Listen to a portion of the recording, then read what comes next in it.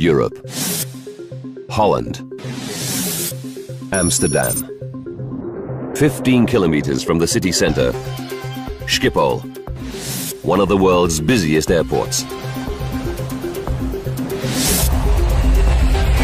More than 600 aircraft take off or land here every day. Sunday, October 4th, 1992, 2:40 p.m. An aircraft enthusiast takes this footage of an Israeli El Al 747 cargo plane arriving from New York. The jumbo will load up and refuel before flying to Tel Aviv in Israel as flight El Al 1862. 3 p.m. Loading begins, supervised by Jerry Plettenberg, El Al's operations officer. Today's cargo includes consumer products, but some boxes are labeled dangerous goods. Jerry has a good idea what's inside. On El Al cargo flights, he's seen a huge range of military hardware. Apache helicopters, radar equipment, aircraft wings, missiles, jet engines for F-16 and F-15s. All these weapons supply the Israeli military, which is locked in a 45-year-old conflict with Palestinian militants. The ongoing crisis makes El Al a top target for Arab terrorists. 7 years ago, gunmen opened fire on El Al check-in queues in Rome and Vienna, killing 19 people. The airline stays on permanent alert for more attacks. Armed security guards keep a close watch on all its planes and personnel. And before loading, all freight passes through a pressure chamber to detonate any bombs planted by terrorists. 5:20 p.m. Flight 1862 has passed security checks. Now the crew arrive for their pre-flight inspection. The 747 is 13 years old, but it still has at least 5 years of useful service before retirement. 59-year-old Captain Yitzhak Fuchs is in command. Like many El Al pilots, Fuchs is a combat-hardened veteran of the Israeli Air Force. He's got 25,000 pilot hours under his belt. Flying alongside Fuchs are flight engineer Gedalia Sophia and co-pilot Arnon Ohad, the rookie of the crew. Just 32, he's been flying jumbos for less than a year. Flight 1862's takeoff will be supervised by air traffic controller Henriette van Openen. It was wonderful flying weather. You could see to the end of the world. All the flight paths in and out of Schiphol pass over densely populated areas of Amsterdam. Under one of them lies the Belmer suburb, 13 kilometers to the east. At its heart, the sprawling Groeneveen apartment block. It's home to almost 2,000 people. Among them, Marlene Treidemann, a nurse, and Guillermo, her son. Every day planes would come over. You got used to that after a while. Guillermo will celebrate his 17th birthday in 5 days' time. He's a typical teenager, into pop music and martial arts movies. But today, he's been to church with his mother. The Treudemann's home is on the 5th floor of the Groeneveen block. Marlene and her husband Stanley are originally from Suriname, a former Dutch colony in South America. Graciela, their 14-year-old daughter, is a popular girl who's doing well at school. Always laughing, always happy. A positive word for everyone.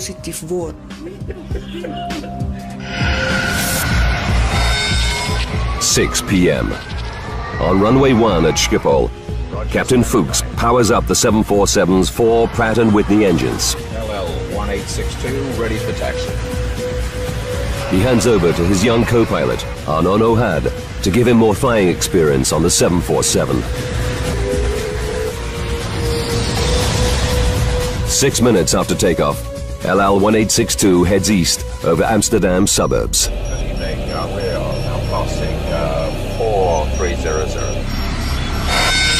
6:27 p.m. and 30 seconds.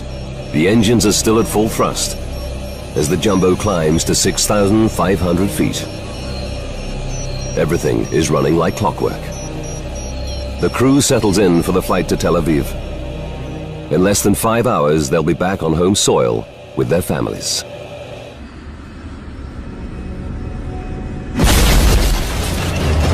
Suddenly, a terrifying jolt rocks the plane. It starts to lose altitude and rolls violently to the right. Veteran pilot Captain Fuchs grabs the controls. He battles to stabilize the jumbo. If he fails, the aircraft will spiral out of control. LL 1862, Mayday, Mayday, we have an emergency. After 30 seconds, Captain Fuchs manages to wrestle the jumbo back to steady flight. Flight engineer Sophia desperately scans his control panels to try to find out what's wrong. Seconds later, another crisis. The instruments reveal that both engines on the right wing are out of action. It's a pilot's nightmare. Captain Fuchs must get back to Schiphol for an emergency landing. Fast. He tells co-pilot Ohad he needs the airport's longest runway. We request 27 for landing. Air traffic control clears the jumbo for the journey back to Schiphol. In that case, heading 360. 360 the heading. Roger. The return route to runway 27 will take the jumbo over the Belma suburb where the Treidemann family lives. They and thousands of others in the crippled jet's flight path are completely unaware of the drama unfolding above them.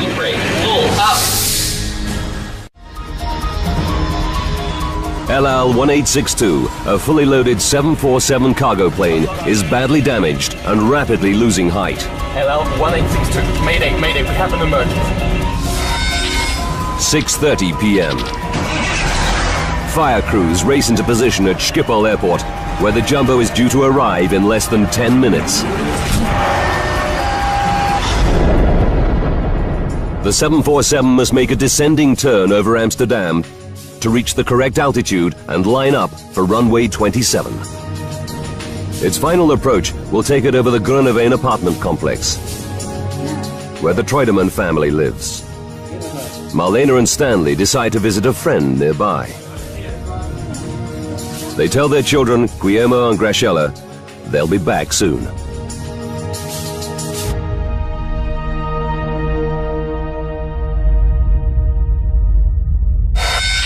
(6:33 p.m. and 35 seconds).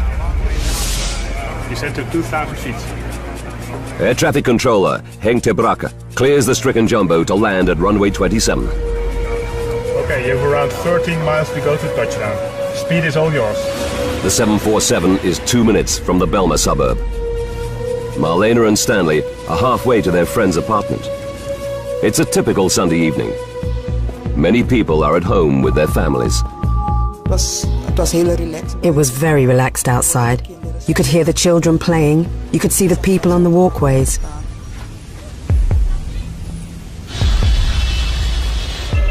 At this moment, as Captain Fuchs lifts the nose to slow the jumbo for landing, the roll to the right returns. He jams the rudder further to the left, but now the plane barely responds. Co-pilot Ohad alerts Schiphol. Controlling problem. Controlling problem as well. The news sends a chill through ter Brakke. He immediately contacts his colleague Henriette van Openen. Hank summed that up to me by intercom and said, he is now in deep, deep trouble. 90 seconds later, Fuchs still battles to control the roll, but it's getting worse. And now, the jumbo is losing height fast. It's just seconds from the Belma suburb. Here, unaware of the looming danger, Marlena and Stanley near their friend's apartment. Teenagers Guillermo and Graciela relax at home. 4 floors up, at the other end of the Groeneveen block, 31-year-old Andre Bos hears the approaching rumble of jet engines.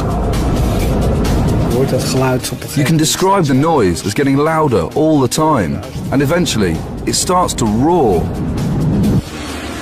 Suddenly, the roll accelerates to an extreme 90-degree angle, and the jumbo spirals towards the Belma. Raise the flap. Get your gear down. Going down. Going down. Tank rate. Pull up. The roar of the jet is now deafening. Andre grabs the phone to call the emergency services. Seconds later, a nightmare unfolds just meters from his home. I looked at the landing gear as it flew straight past my balcony. Marlena and Stanley reach their friend's apartment. In his 10th floor apartment, 36-year-old bank worker Rinus de Haan is about to eat dinner. A screech from his pet cat brings him to his balcony.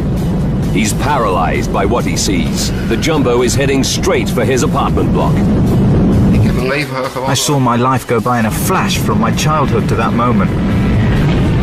I thought, it's over.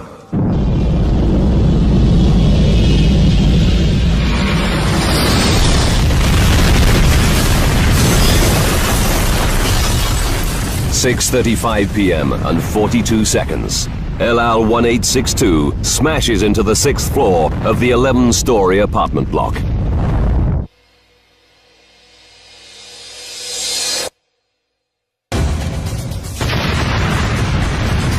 I heard a huge noise.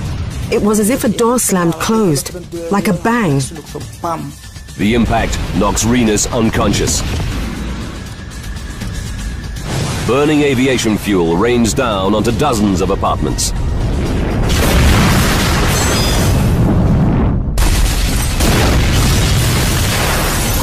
The sound of the crash came from the direction of Marlena and Stanley's home, where they left their children just minutes ago. The couple race back, gripped by fear. What terrible disaster has struck their neighborhood? And are Guillermo and Graciela in danger?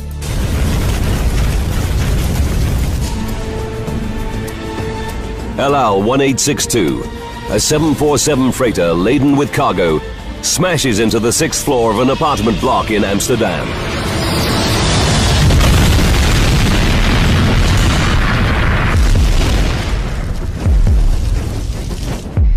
"6:35 p.m. and 47 seconds. Air traffic controller Henk ter Brakke realizes the signal from the jumbo has stopped. Up in the control tower, Henriette van Openen can see why. A column of flame and smoke reveals the jumbo has crashed. Marlena and Stanley Treudemann race for home. Suddenly, through the trees, they see a towering wall of flame. Stan said to me, "Marlena, it's our flat." I said, "No, that's impossible." He said, "Marlena, our children, our children." He was screaming.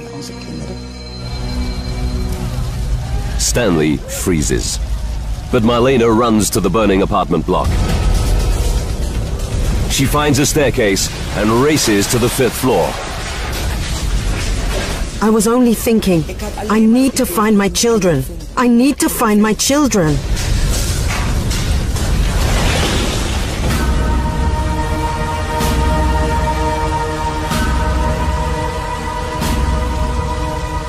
At the exact point where her home used to be, she's facing an abyss. A burning hole. I couldn't believe that my house was gone. I stood there and thought, no, I'm dreaming.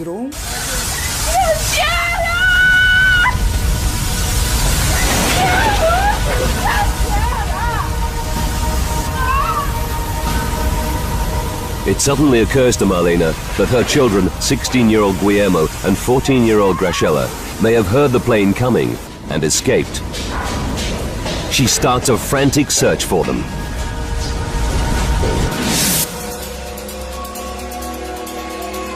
On the 10th floor, bank worker Rinus de Haan regains consciousness.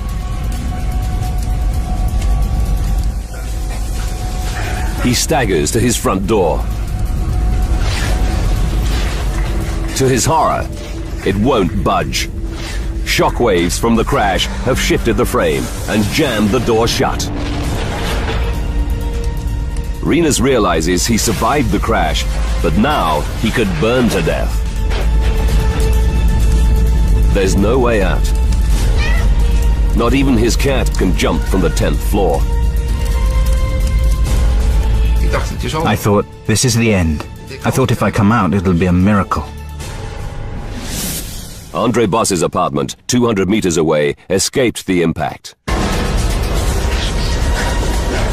Now he rushes to the crash site to see if he can help. What you see is the enormous heart of the fire. You see flames come out of every house. Andre knows there could be hundreds trapped or injured, and many could die before firefighters arrive. With no thought for his own safety, he smashes open doors which are jammed or locked. Entering some apartments would be suicide. There are too many flames. But in others, he rescues people who've been overcome by smoke. Stunned local people rush to the scene. Marlene Treudemann desperately questions everyone near the crash site. Have they seen her two children, Guillermo and Graciela?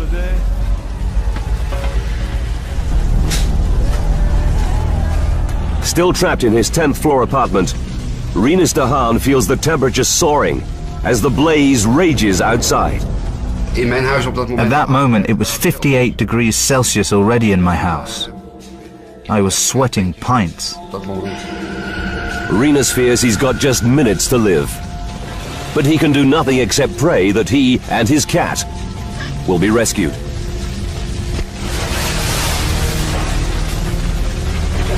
Just when he thinks he's about to pass out, neighbors break in.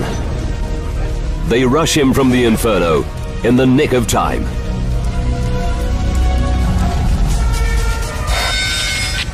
"6:40 p.m. Less than 5 minutes after the crash, the first of 16 fire engines from across Amsterdam arrives at the scene.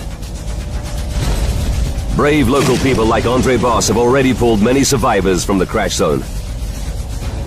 Now firefighters take over the rescue operation and tackle the inferno. News crews capture the scene as paramedics start to treat the injured.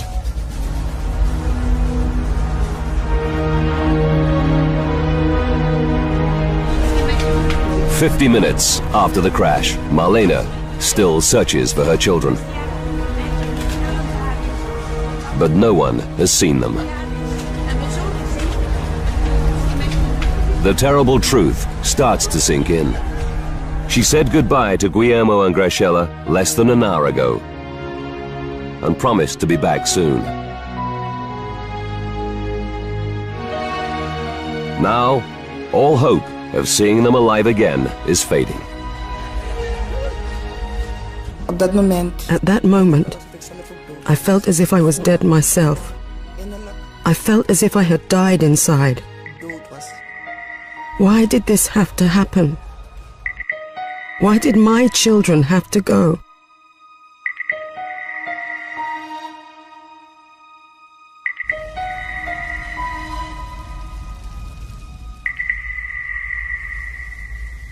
News of the disaster spreads around the world. As many as 200 may be dead tonight after the worst air disaster ever in the Netherlands. Dawn reveals a gaping hole in the building. The crash destroys 31 apartments on 11 floors. The official death toll is 43, including Captain Fuchs and his crew.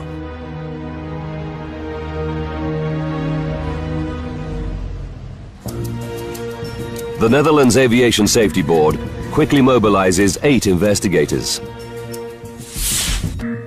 Frans Earhart is a senior member of the team. He's a former fighter pilot with 20 years' experience as an air accident investigator.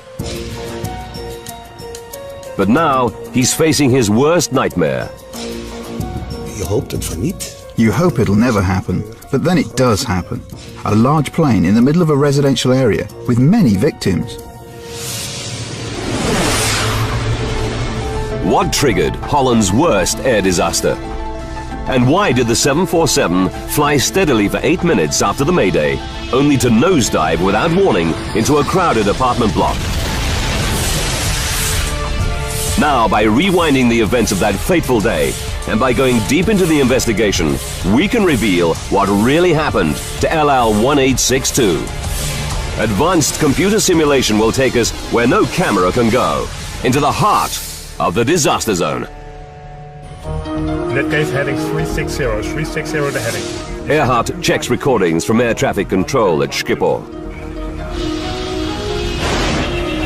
They reveal that co-pilot O'Hard reported losing power in both engines on the right wing. Number 3 and number 4 engine inoperative. Investigators know that 2 engines failing at the same time is almost unheard of. The team begins to suspect a more sinister reason for the loss of the Israeli jet. Van het begin af vanuit gegaan. We thought from the beginning LL was possibly targeted by terrorists. Terroristische actie was getroffen. The investigators fear that Flight 1862 was downed by a terrorist bomb or even a ground-to-air missile. And they have a second mystery to solve. If the Jumbo was hit by a missile, why did it stay airborne for a full 8 minutes Sink rate, full, before dropping out of the sky? Sink rate, full, up. To see if the terrorism theory stands up, investigators need to find the Jumbo's engines and its black boxes, which record technical flight data and cockpit conversations. But it's a daunting task. Even if they survived the crash and the 1100 degrees Celsius inferno, they now lie buried under a mountain of rubble. Het vliegtuig was zo compleet. The plane had been broken into so many pieces during the crash that we didn't know where to start. Waar wij moesten beginnen. Early the next morning, search teams start to sift through the mountain of wreckage. Investigators know they may face a long wait for clues. Then, an unexpected development. An off-duty policeman reveals that he saw Flight 1862 as it climbed through Amsterdam's airspace. What he tells the investigators gives them an electrifying new lead. Investigators have no concrete leads to explain why LL1862 crashed into an apartment block in Amsterdam.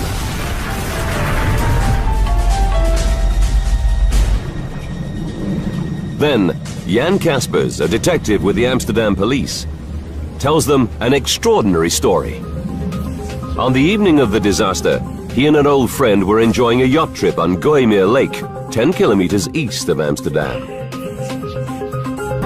Their boat was moored right beneath LL1862's flight path from Schiphol Airport. At 6:27 p.m., they're preparing dinner. Suddenly, they hear a loud bang. Wat was dat? Gasexplosie. Kaspers rushes onto the deck. In the sky, he sees a 747. Beneath it, 2 objects are falling away. At first I thought they were parachutes. And just as they were above the treetops, I realized that they might be airplane engines. It's a startling revelation. Air crash investigator Franz Earhart immediately orders a team of divers to search Gooimeer Lake. Recovering the engines could solve the mystery. It's now clear to investigators that the 2 right-hand engines didn't simply fail. Number 3 and number 4 engine inoperative. They sheared off completely. Unable to see the engines from the cockpit, the crew had no idea what had happened. Now there's a new mystery facing the team. What could rip 2 5-ton engines off a 747 simultaneously? The case for a terrorist ground-to-air missile or bomb now looks compelling. To prove this theory, investigators must recover the engines from the bottom of Gooimeer Lake and examine them for clues. against all the odds, after just a few hours of searching, a diver gets a lucky break. He spots a massive chunk of aircraft debris. The team quickly identifies it as the outer engine from the 747's right wing.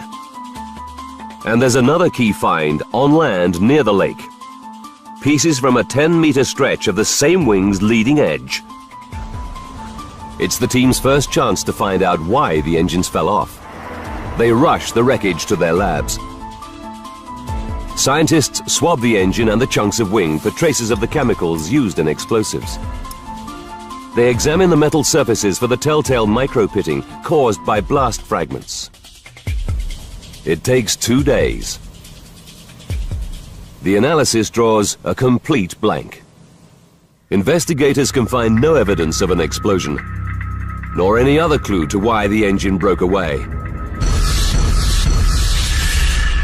It's a dead end. Now the investigators' only chance to solve the mystery is to find the 747's inner engine, in the hope that it holds the key, or to locate one of the plane's black box flight recorders at the crash site.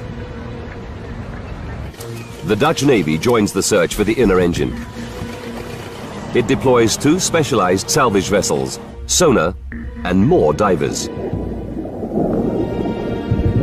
But after 2 more days, they find nothing. The investigators are worried. With every passing hour, crucial evidence is slipping away. The water would start corroding the parts, and because of that, we were keen to find it as soon as possible. The news is equally bleak at the crash site. Search teams can find no trace of either of the 747's critical black boxes. To make things worse, there's another setback. Within 24 hours of the crash, the mayor of Amsterdam ordered diggers and bulldozers to clear the site. He's under huge public pressure to recover bodies as quickly as possible. Earhart and his team are powerless. Their only option is to follow the debris to its new home, an Amsterdam garbage dump. It seems a hopeless task. Then, after 3 days, Earhart is in his Amsterdam office when he gets a call. It's good news. One of his team has found the 747's flight data recorder. We were very happy. At last we could take a step forward in our investigation. This black box records all the aircraft's critical technical data. It could prove the breakthrough they so desperately need. But when they open it, it's a terrible letdown. The tape inside is broken in 4 places. And data from the plane's critical final 2.5 minutes is indecipherable. They send the recorder to specialists in Washington, D.C. and the USA. It's a long shot, but it's their only hope. 11 days after the crash, the investigation team is at rock bottom. But just as investigators are beginning to despair, they hit the jackpot. A diver finds the inner engine, half buried by mud. It's still attached to the mounting that fixed it to the wing.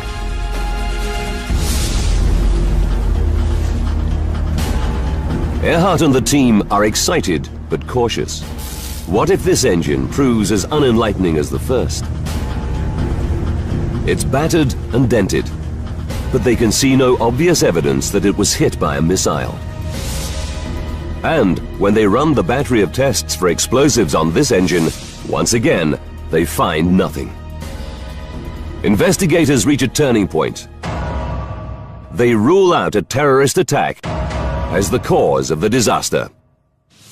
In fact, they can find nothing wrong with the engine itself. But when they examine its cowling, the outer casing, they quickly spot something odd. A dent, and on it, smears of black paint. Where did it come from? they send the paint for analysis. But they must still find out why the inner engine broke away in the first place.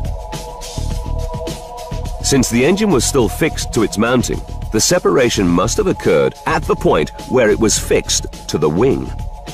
The team studies the 747's engine attachment system. 4 fittings hold the engines to the wing. At the heart of each is a 14 centimeter long hollow steel bolt called a fuse pin. The fuse pins are strong enough to take the load of a 5-ton jet engine at full thrust. But in some circumstances, they're actually designed to fail. If an engine suffers a crisis, like a mechanical seizure or a bird strike, it can vibrate violently. If the vibrations get too severe, the engine might tear itself free, destroying the wing with dire consequences. To prevent this, investigators know that all 747s have a damage limitation system. When vibrations reach a critical point, the fuse pins are engineered to snap, allowing the engine to fall away harmlessly. But there's no sign that the inner engine suffered a crisis. So the team must consider a chilling possibility. Did something go terribly wrong with the fuse pin system that led to catastrophe? The team examines the mounting that fixed the inner engine to the wing. They focus on what's left of the 2 central fittings which carry the bulk of the load. The fuse pins they held are both missing. But on one fitting, investigators spot something intriguing. The top of the lug that held the fuse pin has snapped off. Did this happen when the engine hit the lake, or earlier? Metallurgists examine the break and make a dramatic discovery. The stress markings are not typical of a violent impact. They reveal that the lug snapped because it was overloaded. They realize this can only have happened if the fuse pin inside broke at one end. This would transfer significant stresses and twisting forces onto the lug at the other end, making it give way. Fuse pins are designed to break at both ends if the strain on the engine reaches a critical point. Earhart believes that a partial failure can only mean one thing: metal fatigue in the fuse pin. It's a startling new theory. Could metal fatigue in the engine's fuse pins be at the root of the disaster? But Earhart knows the inner engine would only shear off if both central fuse pins failed. To prove their theory, investigators will have to find the missing fuse pin from the other central fitting. The chances of finding such a tiny part in Gooimeer Lake are remote. Earhart's only hope that a significant fragment was still attached to the wing when the jumbo crashed.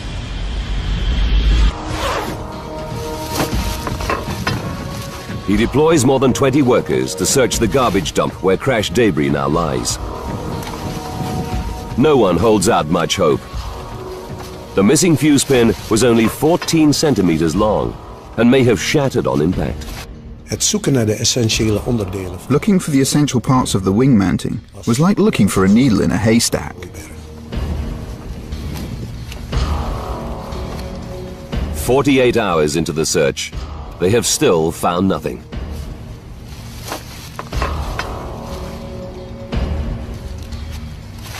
Then, on day 3, one of the team spots a piece of metal half hidden by garbage. It's part of the missing central fitting from the inner engine. And against all the odds, there's a chunk of fuse pin still inside. Investigators know it may be their last chance to solve the mystery behind the disaster. They begin scanning the fragment under an electron microscope as soon as it arrives from the rubbish dump. And they find their answer. In the wall of the fuse pin, there's a crack 4 millimeters deep. The patterns around the fault show all the classic signs of metal fatigue. The flaw started along machining grooves in the hollow pin's central bore. It's the breakthrough the team have worked so hard to reach. They already know that metal fatigue made one of the inner engine's 2 critical central fuse pins fail. Now, they have indisputable evidence that the other central fuse pin was also defective. With every flight, the microscopic cracks in the inner engine's fuse pins got bigger and bigger. On October 4th, 1992, they reached a critical point. At 6,500 feet, with the engine at full thrust, the faulty fuse pins fail.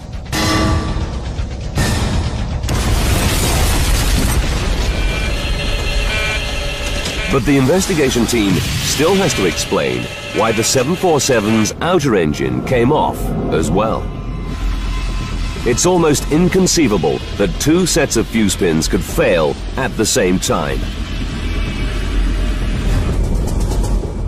Then they received the test results on paint smears found on the inner engine's cowling. The smears are an exact match for the paint used on the central fan blade spinner of the outer engine. They realize there's only one possible explanation. The inner engine was at full thrust as the plane climbs. So when it shears off, it doesn't fall harmlessly away, it shoots forward. A split second later, it falls back, and by sheer chance, strikes the outer engine, smashing it off the wing. The impact also rips away a 10-meter stretch of the wing's leading edge. Investigators now know that a freak accident caused 2 engines to fall off Flight 1862. Mayday, mayday.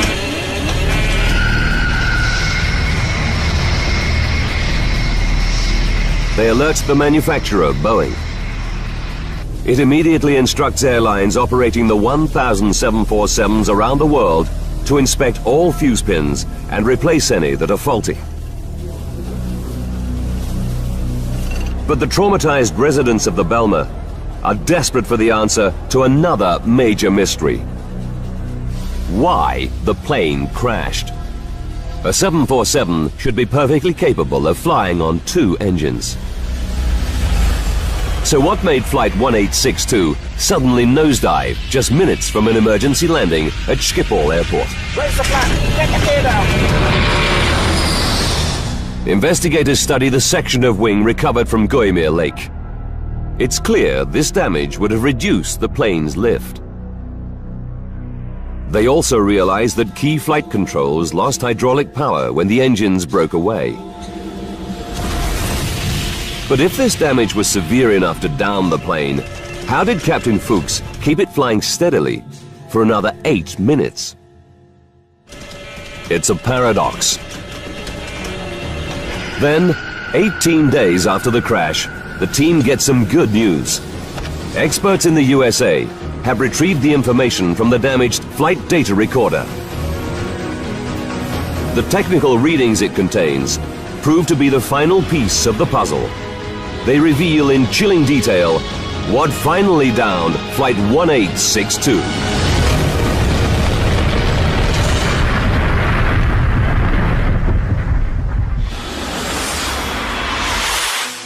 Investigators know that metal fatigue caused one engine to shear off LL 1862 and smash off a second engine. The incident also destroyed a section of the right wing's leading edge and disabled key controls. Mayday, mayday, we have an emergency. But the damage was clearly not severe enough to down the plane immediately. Why did it suddenly spiral out of control a full 8 minutes after the Mayday call?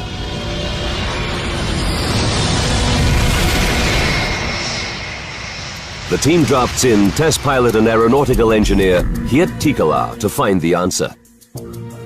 He analyzes thousands of technical readings from the 747's flight data recorder. After 8 months of hard work, Tikelaar has a dramatic new insight into what happened to Flight 1862.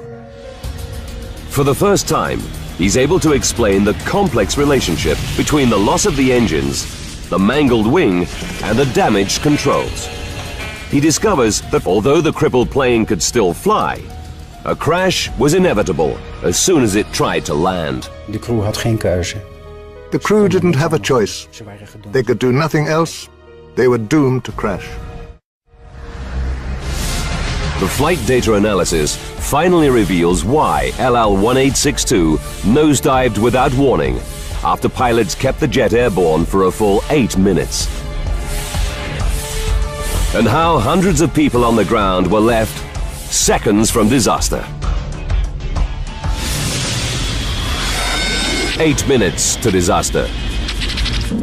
Defective fuse pins holding the inner engine to the wing snap, causing the plane to lose not one, but 2 engines.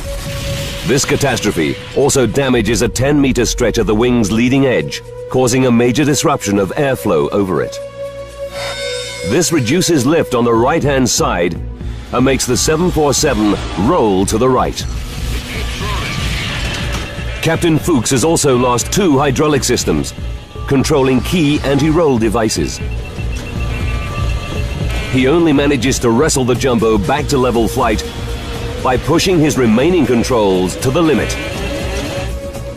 The flight data analysis reveals that his current airspeed of 280 knots is the key. It's just high enough to get sufficient lift out of the right wing to keep them aloft.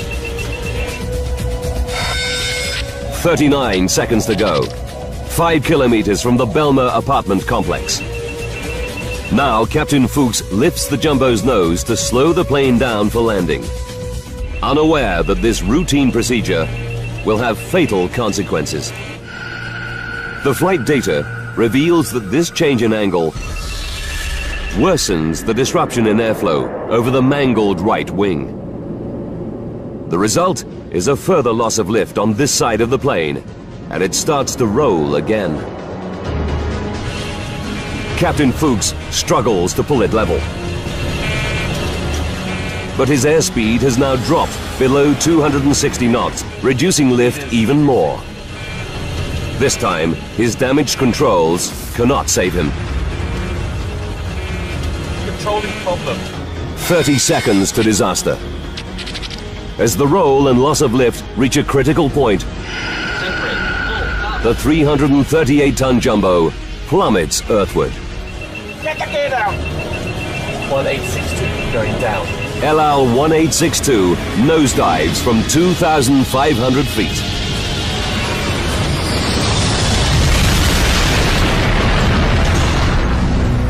Microscopic faults in 2 14-centimeter long components lead to the death of 43 people.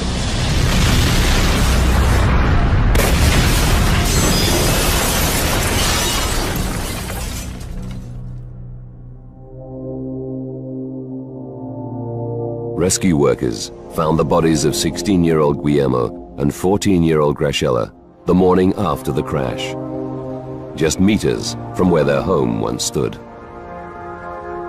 Medical experts believe they were killed instantly.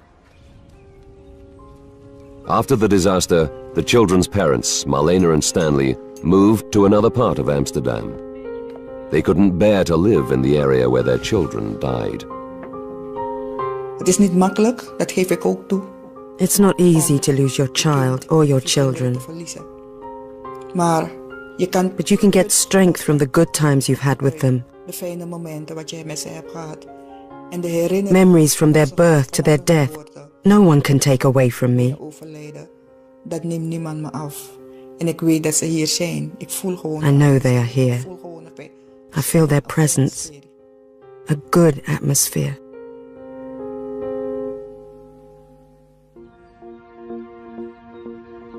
The apartments in the crash zone were demolished. but their foundations remain. Nearby is a permanent memorial to the victims.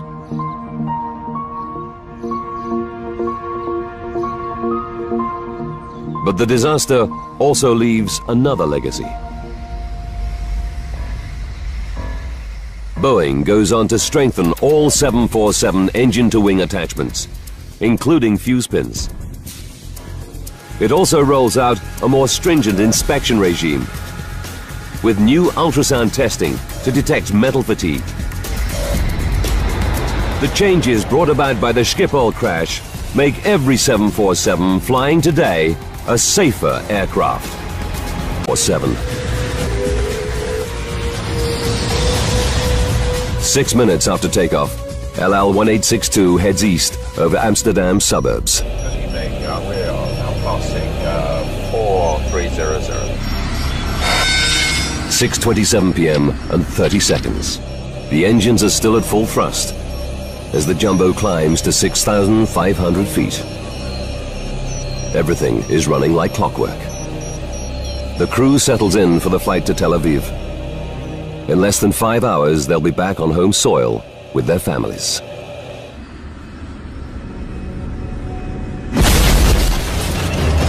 Suddenly, a terrifying jolt rocks the plane. It starts to lose altitude and rolls violently to the right. Veteran pilot Captain Fuchs grabs the controls. I've got up. He battles to stabilize the jumbo. If he fails, the aircraft will spiral out of control. LL-1862, Mayday, Mayday, we have an emergency. After 30 seconds, Captain Fuchs manages to wrestle the jumbo back to steady flight. Flight engineer Sophia desperately scans his control panels to try to find out what's wrong. Seconds later, another crisis. The instruments reveal that both engines on the right wing are out of action. It's a pilot's nightmare. Captain Fuchs must get back to Schiphol for an emergency landing. Of terrorists. 7 years ago, gunmen opened fire on LL check-in queues in Rome and Vienna, killing 19 people. The airline stays on permanent alert for more attacks. Armed security guards keep a close watch on all its planes and personnel. And before loading, all freight passes through a pressure chamber to detonate any bombs planted by terrorists. 5:20 p.m. Flight 1862 has passed security checks. Now the crew arrive for their pre-flight inspection. The 747 is 13 years old, but it still has at least 5 years of useful service before retirement. 59-year-old Captain Yitzhak Fuchs is in command. Like many El Al pilots, Fuchs is a combat-hardened veteran of the Israeli Air Force. He's got 25,000 pilot hours under his belt. Flying alongside Fuchs are flight engineer Gedalia Sophia and co-pilot Arnon Ohad, the rookie of the crew. Just 32, he's been flying jumbos for less than a year. Flight 1862's takeoff will be supervised by air traffic controller Henriette van Openen. It was wonderful flying weather. You could see to the end of the world. All the flight paths in and out of Schiphol pass over densely populated, fast. He tells co-pilot Ohad he needs the airport's longest runway. We request 27 for landing. Air traffic control clears the jumbo for the journey back to Schiphol. In that case, heading 360. 360 the heading. Roger. The return route to runway 27 will take the jumbo over the Belmer suburb where the Treidemann family lives. They and thousands of others in the crippled jet's flight path are completely unaware of the drama unfolding above them.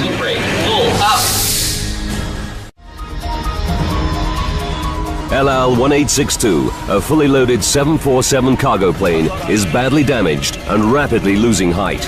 LL-1862, Mayday, Mayday, we have an emergency. 6:30 p.m. Fire crews race into position at Schiphol Airport where the jumbo is due to arrive in less than 10 minutes. The 747 must make a descending turn over Amsterdam to reach the correct altitude and line up for runway 27. Its final approach will take it over the Groeneveen apartment complex, where the Troideman family lives. Marlena and Stanley decide to visit a friend nearby. They tell their children, Guillermo and Graciela, they'll be back soon.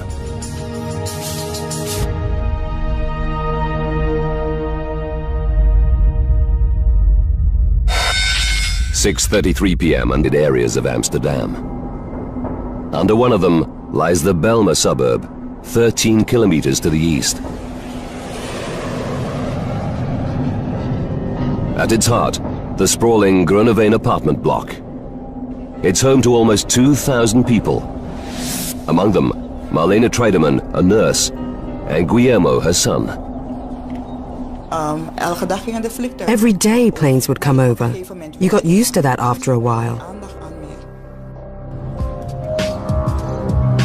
Guillermo will celebrate his 17th birthday in 5 days' time. He's a typical teenager, into pop music and martial arts movies.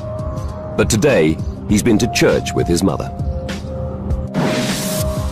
The Troideman's home is on the 5th floor of the Groeneveen block.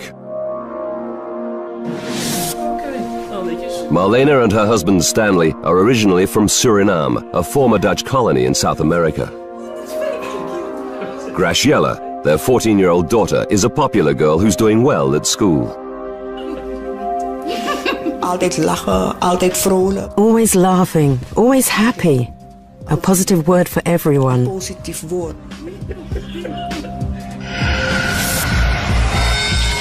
"6 p.m. On runway 1 at Schiphol, Captain Fuchs powers up the 747's 4 Pratt & Whitney engines. LL-1862, ready for taxi. He hands over to his young co-pilot, Arnon Ohad, to give him more flying experience on the 747.